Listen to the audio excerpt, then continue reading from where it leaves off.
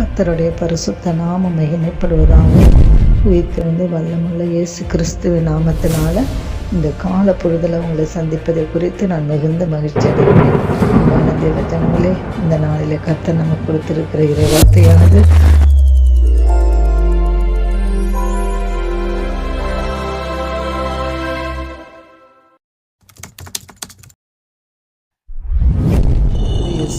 தீர்க்கதரிசன புஸ்தகம் 43ஆம் அதிகாரம் 21வது வசனம்.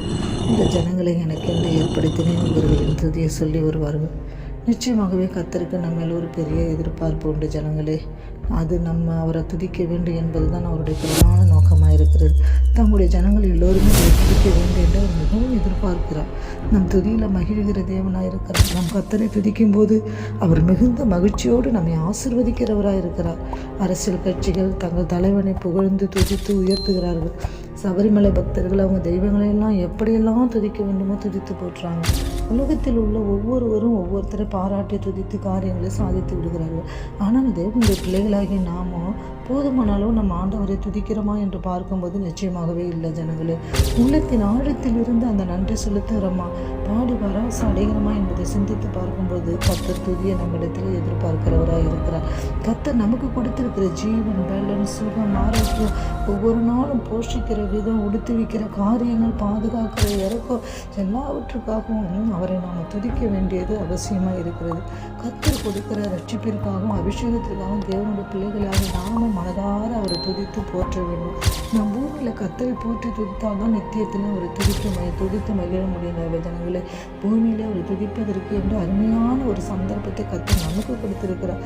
எதை சொல்கிறது? அவர் நம்மேல் வைத்த கிருபை பெரியது, கர்த்தரின் முன்னே என்றென்றைக்கும் உள்ளது என்று சொல்லப்படுகிறது. ஜனங்களே, கர்த்தருக்குள்ளே நம்ம களி கூறுவோம், துதி செய்வது செம்மையாளர்களுக்கு தகும் என்று சங்கீதக்காரன் சொல்கிறார். இந்த நாளில் கூட நாமும் கர்த்தருடைய சமூகத்தில் உற்சாகமாக துதித்து கர்த்தருடைய பாக்கியத்தை நம்ம பெற்றுக்கொள்வோம். அவர் என்றென்றைக்கு சதா காலையும் அவர் நம்முடைய தேவனாக இருக்கிறார்.